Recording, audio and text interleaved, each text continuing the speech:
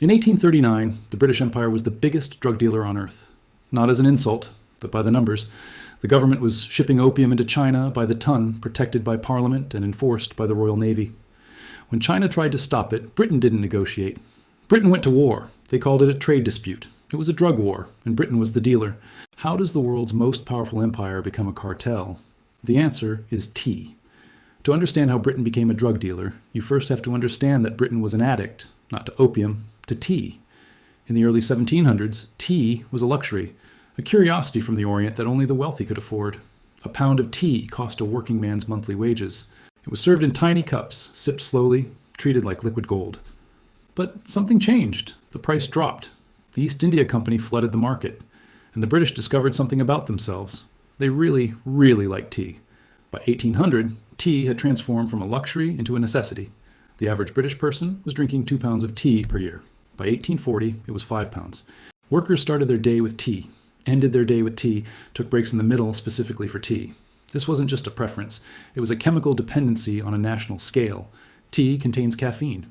The British workforce was essentially running on stimulants. Factory owners loved it. Tea kept workers alert during 14-hour shifts. It gave the Industrial Revolution its fuel. The British government loved it too. They slapped enormous taxes on tea imports.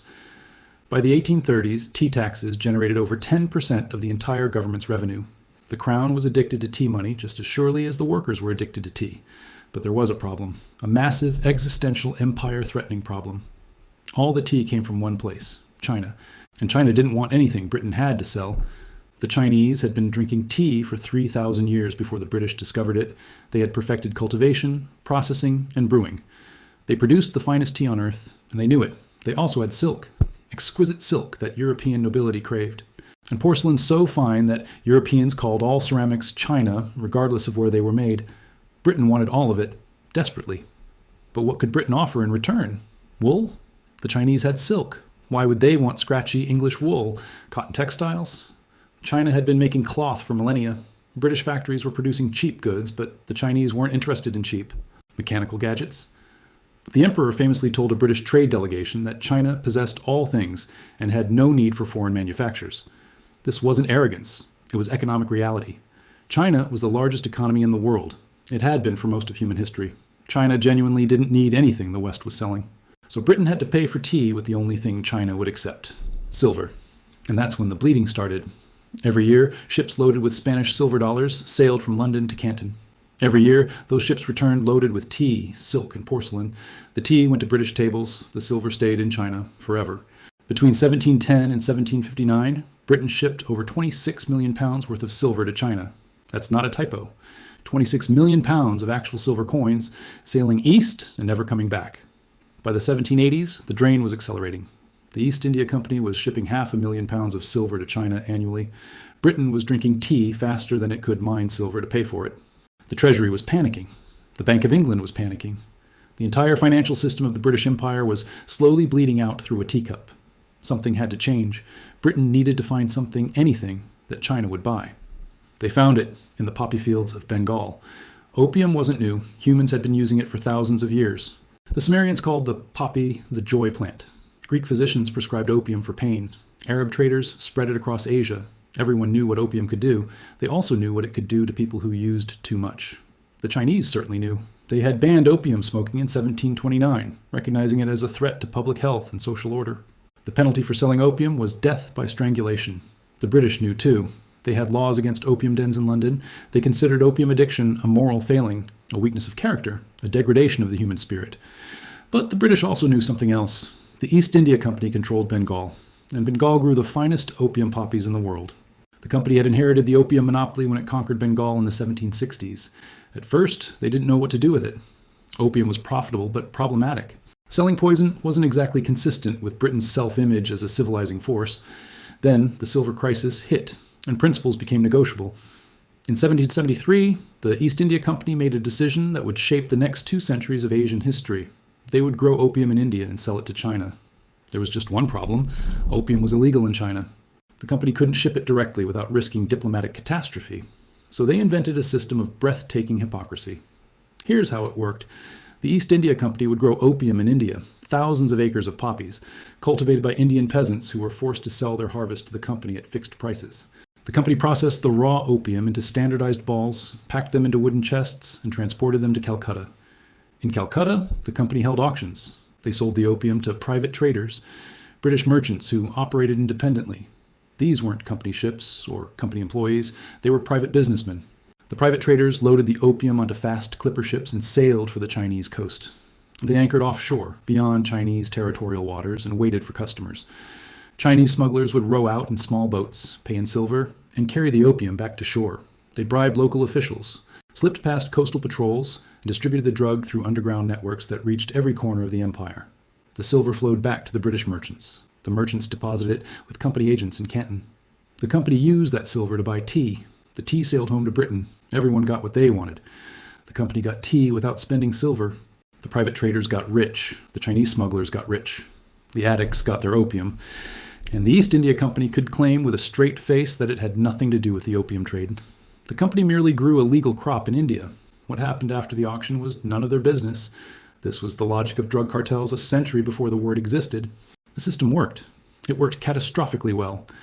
In 1773, the company auctioned about 75 tons of opium, a modest start. By 1790, it was 300 tons. By 1820, 750 tons. By 1830, 1,500 tons. By 1838, the year before war broke out, the British were shipping over 2,000 tons of opium into China annually. The trade had multiplied by 30 in 65 years. The silver drain didn't just stop, it reversed. By the 1820s, silver was flowing out of China and into British pockets. The same economic weapon that had been bleeding Britain was now bleeding China. The trade deficit had flipped completely. The East India Company was making over £2 million per year in opium revenue. That was pure profit, extracted from Chinese addicts, used to buy Chinese tea, shipped home to British consumers who had no idea their afternoon cuppa was funded by narcotics. The British government was taking its cut too. Taxes on opium production in India, taxes on tea imports in Britain, taxes on the merchants getting rich in between. The entire system was humming. The empire had found its financial solution. But there was a cost, and China was paying it. Opium addiction is not gentle. It starts slowly. The drug produces euphoria, a warm, drowsy happiness that makes problems disappear. Users feel peaceful, content. The world seems softer, kinder, more manageable. But the body adapts. What worked yesterday doesn't work today. Users need more, then more, then more again. Within months, the addiction takes over. Users can't function without the drug. They can't sleep without it, can't eat without it. Their entire existence narrows to one question. Where is the next pipe? Work stops. Families collapse. Savings evaporate. Addicts sell everything they own. Then they sell things that aren't theirs. Then they steal. In China, the devastation spread like a plague. By 1835, an estimated 12 million Chinese were addicted to opium. 12 million people whose lives revolved around a substance the British were pumping in by the shipload. The addiction cut across every class. Peasants smoked opium to escape grinding poverty. Merchants smoked opium to celebrate their wealth. Soldiers smoked opium to dull the boredom of garrison duty. Government officials smoked opium in their offices, sometimes too impaired to carry out their functions. The Qing dynasty was rotting from within. Tax revenues collapsed as addicts stopped working. The army grew unreliable as soldiers nodded off at their posts. The bureaucracy, the famous Chinese civil service that had governed the empire for centuries, was riddled with addicts who couldn't process paperwork, couldn't make decisions, couldn't function. And the silver kept flowing out. China was experiencing, for the first time in its history, a catastrophic trade deficit. The same silver drain that had panicked Britain was now emptying Chinese coffers. But China wasn't losing silver to buy tea and silk. China was losing silver to buy poison. The emperor received reports from provincial officials describing social collapse, villages where every adult male was addicted, regions where the opium trade had replaced legitimate commerce, cities where addicts wandered the streets like ghosts, hollow-eyed and desperate. Something had to be done. Someone had to stop the bleeding. In 1838, the emperor appointed a man he believed could save China. His name was Lin Zexu, and he was about to start a war. The British had built the most profitable drug operation in history. They had reversed a crippling trade deficit, enriched their merchants, and funded their tea addiction with Chinese suffering. But China was waking up to what was happening. And the man the emperor chose to fight back was incorruptible, brilliant, and absolutely determined to stop the poison. Lin Zexu was not a man who could be bought. In an empire where corruption was the grease that kept the bureaucracy moving, Lin was an anomaly. He had risen through the ranks on pure merit. He refused bribes. He punished subordinates who took them. He was known throughout China as Lin the Clear Sky, a man so clean that even the clouds parted for him. When the emperor needed someone to solve the opium crisis, Lin was the obvious choice. In December 1838, he was summoned to Beijing and given absolute authority over the opium problem. His mission was simple: stop the drug trade by any means necessary. Lin arrived in Canton in March 1839. What he found horrified him. Canton was the only port where foreigners were allowed to trade with China. All the tea, all the silk, all the porcelain, it flowed through this single city. And so did all the opium. The foreign traders lived in a row of buildings called the 13 factories, just outside the city walls. They weren't allowed into Canton proper. They weren't allowed to learn Chinese. They weren't allowed to bring their wives. They existed in a strange legal limbo, tolerated but not welcomed, necessary but despised, and they were getting obscenely rich. Lin surveyed the scene and saw exactly what was happening. British and American merchants were openly coordinating the largest drug smuggling operation on earth. Chinese middlemen were transporting the poison inland. Local officials were taking bribes to look the other way. The entire system was rotten. But Lin hadn't come to manage the rot. He had come to burn it out. Within days of his arrival, he issued an ultimatum to the foreign merchants. They had 3 days to surrender all their opium, every chest, every ball, every grain, and they had to sign a bond promising never to bring opium to China again, on penalty of death. The merchants laughed. They had heard threats before. Chinese officials always made noise about opium, collected their bribes, and went away. This would be no different. They were wrong. When the 3 days passed and the opium wasn't surrendered, Lin didn't negotiate. He didn't threaten again. He acted. He ordered Chinese workers to stop serving the foreign factories. No food, no water, no servants, no trade of any kind. The foreign quarter was sealed off. Hundreds of British, American, and other Western merchants were trapped inside. Then Lin brought in troops. Soldiers surrounded the factories. Boats patrolled the river. No one was getting in or out until the opium was surrendered. The merchants suddenly realized this wasn't a shakedown. This was a siege. For 6 weeks, over 300 foreigners lived in increasingly desperate conditions. Food ran low. Tempers flared. The British superintendent, a bureaucrat named Charles Elliot, tried to negotiate. Lin refused to discuss anything except complete surrender. Finally, Elliot made a fateful decision. He ordered the British merchants to hand over their opium, all of it, and promised that the British government would compensate them for their losses. It was a promise he had no authority to make, but it worked. Over the next several weeks, the merchants surrendered over 20,000 chests of opium. Each chest weighed about 140 pounds. The total haul was roughly 6 million pounds of pure opium, the largest drug seizure in human history. Lin had won. But what do you do with 2 million pounds of opium? Lin faced a dilemma. The simplest solution was to burn the opium, but burning would release intoxicating smoke. The wind could carry it to nearby villages. Workers handling the destruction might inhale enough to become addicted themselves. Fire was too dangerous. So Lin devised a different method. He ordered the construction of 3 huge trenches near the beach at Human, each 150 feet long and 75 feet wide. Workers lined the trenches with stones so the opium couldn't seep into the earth. Then, in a process that took over 3 weeks, workers dissolved the opium in water mixed with salt and lime. The chemical reaction destroyed the drug's potency. When each trench was full of neutralized sludge, workers opened sluice gates and flushed the whole mess into the sea. Lin personally supervised the destruction. He made it a public event, a demonstration of China's resolve to cleanse itself of the foreign poison. He even wrote a poem apologizing to the creatures of the ocean for polluting their home. "You who live in the sea," he wrote, "move away quickly. You who are near the China coast, escape far off." By June 25, 1839, all 20,000 chests had been destroyed. Lin sent a detailed report to the emperor. The opium threat had been neutralized. China was saved. Except China wasn't saved. China was about to be attacked. Before destroying the opium, Lin had done something remarkable. He had written a letter directly to Queen Victoria. Lin was trying to appeal to British morality. He couldn't believe that a civilized nation would officially sanction drug trafficking. Surely the Queen didn't know what her subjects were doing in her name. The letter is one of the most extraordinary diplomatic documents in history. It's worth pausing on, because it reveals how completely Lin misjudged his enemy. "We have heard that in your own country," Lin wrote, "opium smoking is forbidden under severe penalties.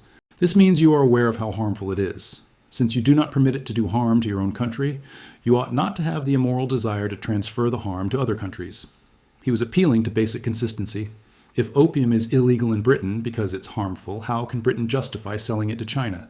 Suppose there were people from another country who carried opium for sale to England and seduced your people into buying and smoking it. Certainly your honorable ruler would deeply hate it and be bitterly aroused. Lin was asking Victoria to imagine the situation reversed. How would Britain feel if Chinese merchants flooded London with addictive drugs?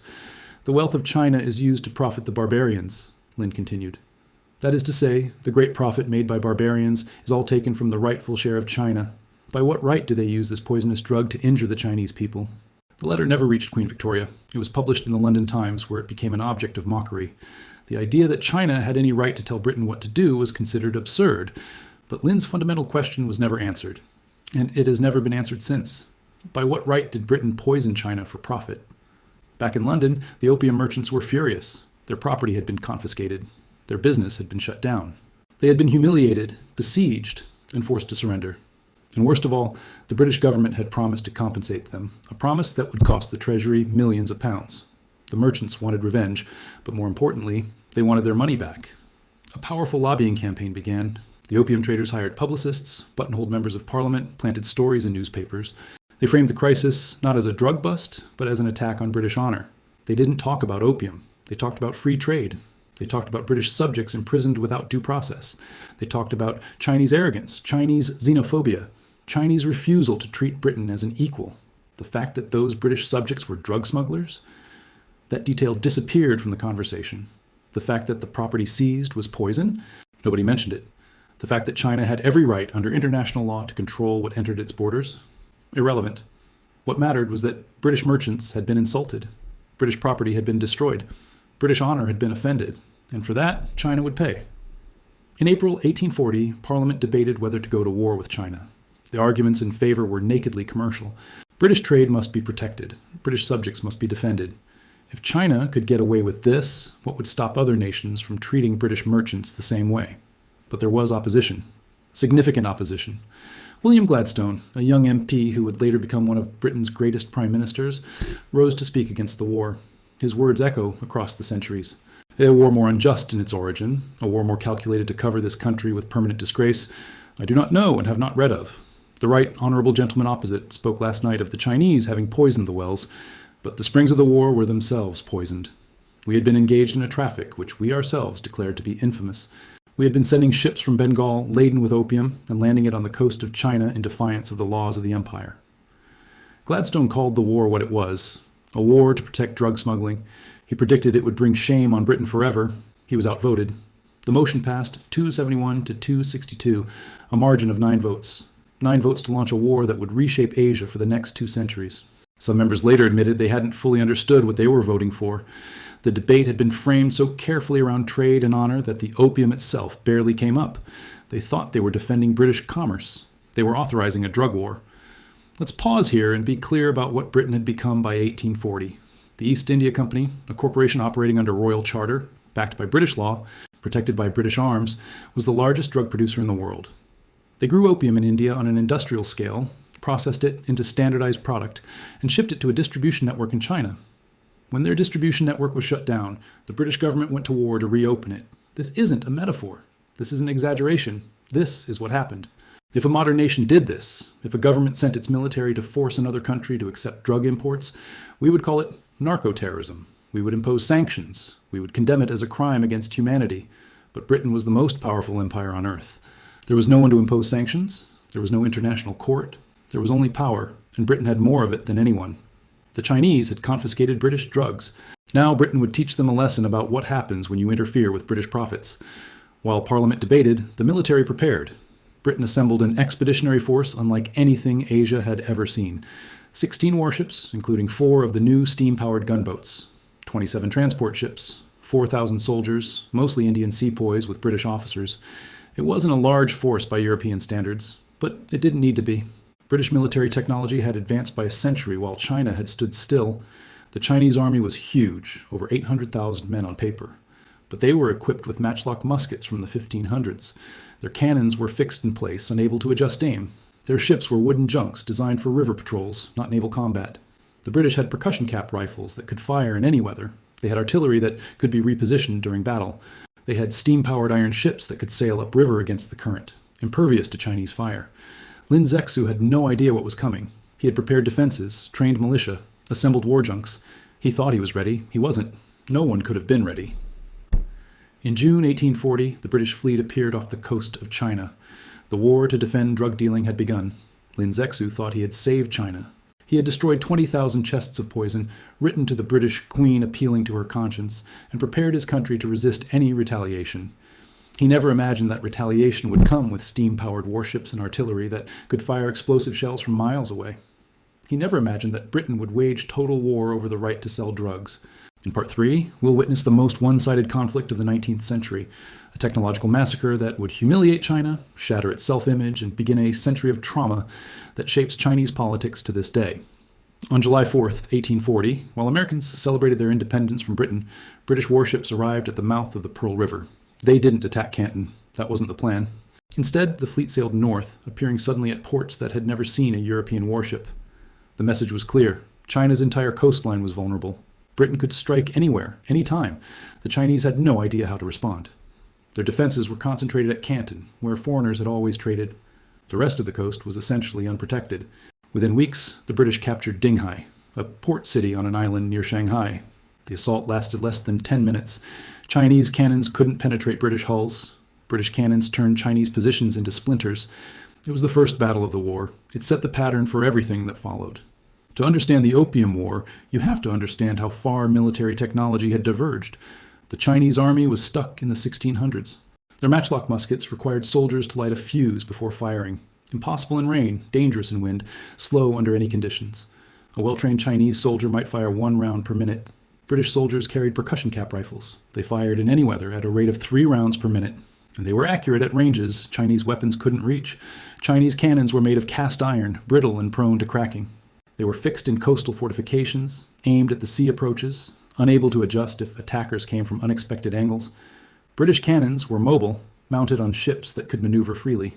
They fired explosive shells that detonated on impact. One British ship could unleash more firepower than an entire Chinese coastal battery. But the real advantage was the steamship. The Chinese had never seen a steam-powered vessel. Their war junks relied on sails and oars. They were limited by wind and current, slow to maneuver, vulnerable to being outflanked. British steamers could sail directly into the wind. They could navigate rivers that were supposed to be impassable. They could appear behind Chinese defenses that faced the wrong direction. The most famous of these ships was the Nemesis, an iron-hulled steamer that became the terror of Chinese coastal waters. Chinese cannonballs bounced off her sides. Her shallow draft let her sail into harbors and rivers where no European ship had ever gone. She mounted rockets that set Chinese ships ablaze from beyond musket range. One British officer wrote that fighting the Chinese was like shooting pheasants. It wasn't a war, it was an execution. Let me tell you about a single battle to illustrate what this war was like. In March 1842, Chinese forces attempted to retake the city of Ningbo, which the British had occupied months earlier. The Chinese assembled over 10,000 soldiers, a significant army by any measure. The attack came before dawn. Thousands of Chinese soldiers crept through the darkness, hoping to overwhelm the British garrison through sheer numbers. In a fair fight, 10,000 against a few hundred, the outcome should have been certain. But this wasn't a fair fight. The British had been warned. When the Chinese attacked, they walked into prepared positions. British rifles cut down wave after wave. Artillery loaded with grape shot, essentially giant shotgun blasts, tore through packed ranks of soldiers. The Chinese kept coming. They were brave men, fighting for their homeland against foreign invaders. But bravery means nothing against bullets you can't reach and cannons you can't silence. By morning, over 500 Chinese soldiers were dead. British casualties, 3 wounded. Not 3 dead, 3 wounded. This wasn't warfare. This was industrial slaughter. Over the next 2 years, the British systematically dismantled Chinese resistance. They captured port after port along the coast. They sailed up the Yangtze River, the main artery of Chinese commerce, threatening to cut the empire in half. They seized the tax barges that carried grain tribute to Beijing, strangling the government's revenue. Lin Zexu was blamed for provoking the war. The emperor stripped him of his rank and exiled him to the remote northwest frontier. The man who had tried to save China was punished for the crime of fighting back. His replacement adopted a different strategy, appeasement. Chinese officials tried to negotiate, offering trade concessions and indemnities. The British kept attacking. By the summer of 1842, British forces were poised to capture Nanjing, the ancient southern capital. The Yangtze was blockaded. The empire was on its knees. The Qing dynasty had a choice: lose everything in a war they couldn't win, or surrender on British terms. They surrendered. On August 29, 1842, Chinese officials boarded the British warship HMS Cornwallis, anchored in the Yangtze near Nanjing. They signed a document that would humiliate China for the next century. The Treaty of Nanking was the first of what Chinese historians call the unequal treaties, a series of agreements imposed at gunpoint that stripped China of sovereignty and dignity. The terms were crushing. China would pay an indemnity of 21 million silver dollars, 6 million for the opium Lin Zexu had destroyed, 12 million to cover the cost of the war, 3 million to pay off debts that Chinese merchants supposedly owed to British traders, $21 million paid by the victim to the aggressor, because China had the audacity to destroy drugs being smuggled into their country. China would open 5 ports to British trade: Canton, Amoy, Fuzhou, Ningbo, and Shanghai. British merchants could live and work in these cities permanently. British law would apply to British subjects. Chinese courts had no jurisdiction over them. And China would cede Hong Kong to Britain forever. A chunk of Chinese territory, handed over because Britain wanted a base for its drug operations. The word opium appeared nowhere in the treaty. The cause of the war had vanished from the settlement. Britain had fought to protect drug smuggling, but negotiated as if it were simply about trade. It was a masterpiece of hypocrisy. And it was only the beginning. The Treaty of Nanking didn't mention opium because Britain didn't need it to. With China's ports forced open and China's ability to resist destroyed, opium flooded in faster than ever. Imports doubled, then tripled. By the 1850s, over 50,000 chests of opium were entering China annually, more than twice the amount that had provoked the war. And opium wasn't the only poison flowing in. Other Western nations demanded the same privileges Britain had won. France, America, Germany, all insisted on their own treaties, their own trading ports, their own exemptions from Chinese law. China couldn't refuse. China couldn't resist. China could only submit. The Qing dynasty, which had ruled for 2 centuries, began its long collapse. The emperor's legitimacy depended on protecting China from foreign threats. He had failed. Rebellion erupted across the country. The Taiping Rebellion, which began in 1850, would kill over 20 million people, more than World War I. It was the bloodiest civil war in human history, and it was fueled in part by the economic devastation the opium trade had caused. China entered what its historians call the century of humiliation. From 1842 to 1949, China was carved up, exploited, invaded, and degraded by foreign powers. Its territory was seized. Its people were treated as subhuman. Its ancient civilization was mocked as backward and barbaric. And it all started with a war to sell drugs. Lin Zexu died in 1850 on his way to help suppress a rebellion in Guangxi. He never regained his former status. He never saw China recover. On his deathbed, he reportedly said, "The stars are set and the sea is calm." Some interpret this as acceptance, others as despair. The man who had tried to save China from opium died knowing he had failed. The poison kept flowing. The empire kept crumbling. Everything he had fought for was lost. But Lin Zexu isn't blamed in China. He's celebrated. Schools are named after him. Statues stand in city squares. He's remembered as a hero who did the right thing, even when the right thing led to disaster. The blame in Chinese memory falls elsewhere. It falls on Britain. Every Chinese schoolchild learns about the Opium Wars. They learn that when China tried to protect itself from drugs, the West attacked. They learn that treaties were imposed at gunpoint. They learn that China's century of suffering began because Britain wanted to sell poison. This isn't propaganda. This is what happened. And it shapes how China sees the West to this day. You might think one humiliation would be enough. It wasn't. In 1856, Britain found another excuse to attack. A ship called the Arrow, registered in Hong Kong, was boarded by Chinese officials searching for pirates. The British claimed this was an insult to the British flag. Even though the ship's registration had expired and most of its crew was Chinese, it didn't matter. Britain wanted to renegotiate the treaties, extract more concessions, open more ports. The Arrow incident was just a pretext. This time, France joined in. A French missionary had been executed in a region closed to foreigners, giving France its own excuse for war. The Second Opium War was even more brutal than the first. Anglo-French forces captured Canton and installed a puppet government. They sailed north and seized the Taku forts guarding the approach to Beijing. They marched on the capital itself. The emperor fled. For the first time in modern history, a Chinese emperor abandoned Beijing to foreign invaders. And then the British and French did something that shocked even their contemporaries. The old summer palace, the Yuanming Yuan, was the crown jewel of Chinese civilization. It wasn't a single building. It was a vast complex of gardens, pavilions, temples, and galleries spread across 800 acres. Emperors had spent 150 years perfecting it. It contained irreplaceable treasures, ancient manuscripts, jade carvings, porcelain collections, silk tapestries, gold and silver artifacts accumulated over millennia. Western visitors who had seen it called it one of the wonders of the world. It was China's Versailles, its Vatican, its British Museum, all combined and expanded beyond anything Europe could match. In October 1860, British and French troops looted it. Soldiers grabbed whatever they could carry. Gold, jewels, silk, anything valuable. They smashed what they couldn't take. They competed to find the most precious objects. Officers selected the finest pieces to send home as gifts for their monarchs. Queen Victoria received a Pekingese dog taken from the palace, which she named Lootie. After the looting, the British commander, Lord Elgin, ordered the palace burned.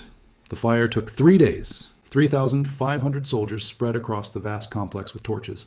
Pavilions that had stood for centuries collapsed into ash. Libraries containing priceless manuscripts went up in smoke. Gardens designed to represent paradise on earth were reduced to charred ruins.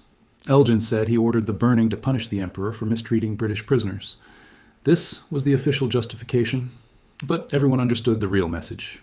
China could not protect even its most sacred treasures. China was helpless before Western power. China would do what it was told. The Convention of Peking, signed after the burning, forced China to open more ports, pay more indemnities, and finally legalize opium. The drug that had started everything was now officially permitted. China had no choice but to accept. After the Second Opium War, China was an open wound. The opium trade didn't just continue, it exploded. With legalization forced upon them, the Chinese government could no longer even pretend to fight it.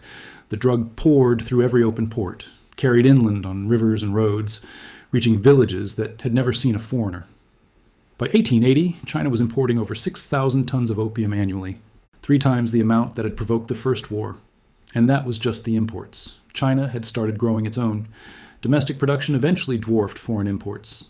Chinese farmers discovered that opium poppies were more profitable than food crops. Provincial governments, desperate for revenue, encouraged cultivation. By the early 1900s, China was producing over 20,000 tons of opium per year. The country that had tried to ban the drug was now drowning in it. Estimates vary, but by the turn of the 20th century, somewhere between 15 and 40 million Chinese were opium addicts. Some provinces reported that a quarter of their adult male population was dependent on the drug. Think about what that means for a society. A quarter of working-age men unable to function without a substance that destroyed their health, consumed their income, and shortened their lives. A quarter of fathers, husbands, and sons lost in a haze of smoke. Families collapsed. Villages that had sustained themselves for generations fell into poverty. The social fabric that had held Chinese civilization together for millennia began to tear, and the silver kept flowing out. China had been the world's largest economy for most of human history. By 1900, it was one of the poorest countries on earth. The century of humiliation wasn't just about military defeats and unequal treaties. It was about the systematic extraction of Chinese wealth to pay for Chinese addiction. Britain had found the perfect product. A product that created its own demand. A product that customers couldn't stop buying. A product that generated infinite repeat business until the customer was dead. This was capitalism at its most brutally efficient. So who got rich? The trading houses made fortunes. Jardine Matheson, the largest opium trader, became one of the wealthiest companies in the world. It still exists today, a massive conglomerate headquartered in Hong Kong. The same Hong Kong that Britain seized as a base for drug operations. The founders of these companies became pillars of British society. William Jardine retired to England, bought an estate, and entered Parliament. James Matheson purchased the Isle of Lewis in Scotland and built a castle. Their wealth, extracted from Chinese addicts, funded generations of respectable British life. The East India Company made millions. The British government made millions more in taxes. The entire infrastructure of Victorian Britain, the railways, the factories, the navy that ruled the world, was partially funded by drug money. And what about the morality? The conscience? The Christianity that Britain claimed justified its empire? Victorian Britain was deeply religious. Missionaries followed traders everywhere the empire went. The British saw themselves as a civilizing force, bringing Christianity and progress to benighted peoples. How did they reconcile this with selling opium? Some didn't try. They admitted the trade was evil, but argued it was also necessary. Britain needed the money. The Indian economy depended on opium cultivation. Stopping the trade would cause more harm than continuing it. Others argued that Chinese addiction was China's fault. The Chinese were morally weak. They chose to smoke opium. Britain merely provided a product.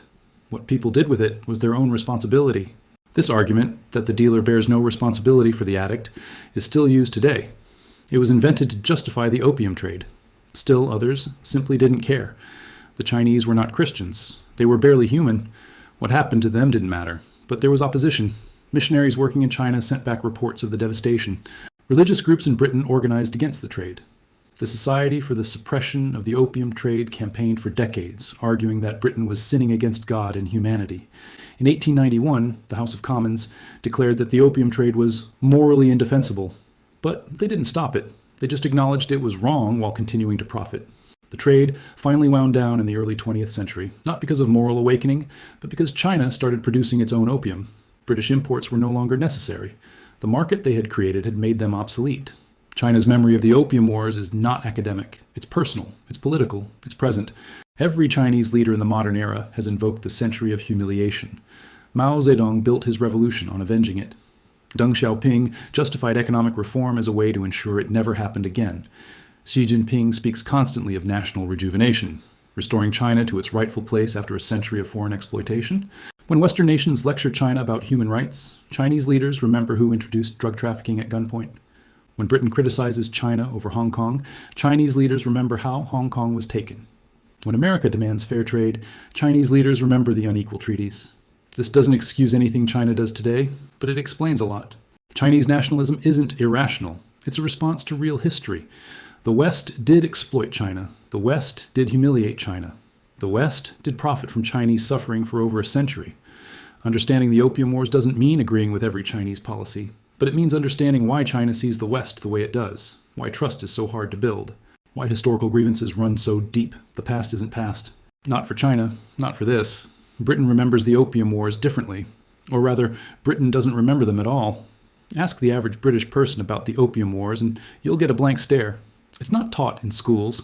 It's not part of the national story. It exists in specialized histories that most people never read. This amnesia is convenient. Britain built its wealth on many ugly foundations. Slavery, colonialism, exploitation, and the opium trade is one of the ugliest. Forgetting is easier than facing. But the wealth remains. The institutions built with opium money still stand. The families enriched by the trade still have their estates and their titles. Hong Kong was only returned to China in 1997, 155 years after it was seized. Britain has never apologized for the Opium Wars, not officially, not meaningfully. The words have never been spoken. When David Cameron visited China in 2015, he wore a poppy in his lapel. It was November, and British politicians wear poppies to commemorate war dead. Cameron didn't think twice about it, the Chinese noticed. The poppy is not a symbol of remembrance in China. It's a symbol of national trauma. It's the flower that funded the destruction of their country. Cameron didn't apologize. He didn't acknowledge the symbolism. The moment passed. This is how the Opium Wars live in British memory, as something that didn't happen, or if it happened, it didn't matter, or if it mattered, was someone else's fault. So what does this history teach us? It teaches us that empires will do anything to survive. When Britain's balance sheet was bleeding, when the silver was draining away, when the financial system was under threat, morality became negotiable. The British didn't set out to become drug dealers. They set out to drink tea. But when tea required silver, and silver required opium, and opium required war, they followed the logic all the way to its conclusion. Each step made sense on its own terms. Each decision seemed reasonable to the people making it.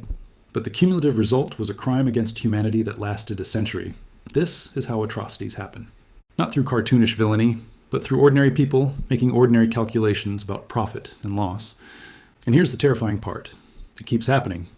When American pharmaceutical companies pushed OxyContin in the 1990s, knowing it was addictive, knowing it would destroy lives, they were following the same logic. Profit over people. Shareholder value over human suffering. When tobacco companies targeted developing nations after Western markets dried up, hooking new generations on cigarettes, they were following the same playbook. Find vulnerable markets, create dependency, extract wealth until the customers are dead. When social media companies designed algorithms to maximize engagement, knowing those algorithms promoted outrage and addiction, they were walking the same path. The product doesn't have to be a drug. It just has to be something people can't stop consuming. The opium trade wasn't an aberration. It was a template. Lin Zexu asked Queen Victoria a question in 1839. He asked how Britain could justify selling poison to China when opium was illegal in Britain itself. Victoria never answered. Britain never answered. The question floated in the air for 2 centuries, accumulating weight.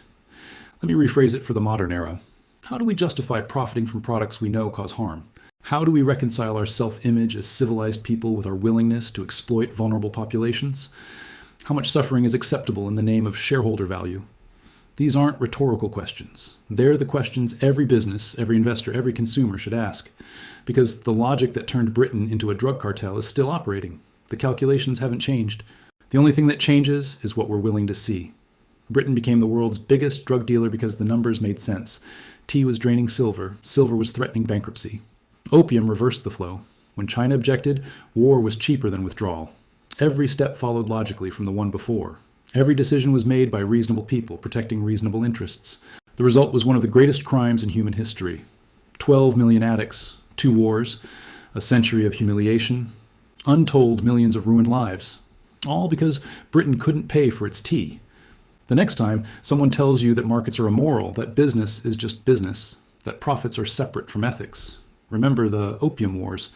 Markets are not immoral. They reflect the morality of the people who operate them. When we allow profit to override conscience, when we treat human suffering as an acceptable cost of doing business, when we forget that on the other end of every transaction is a person who can be harmed, we become what Britain became. We become dealers, and the world becomes our customer. In 1839, Lin Zexu destroyed 20,000 chests of opium, hoping to save his country. He failed. The poison kept coming. The wars came after. The century of humiliation followed. But he asked the right question, a question that still hasn't been answered. By what right do we profit from other people's destruction?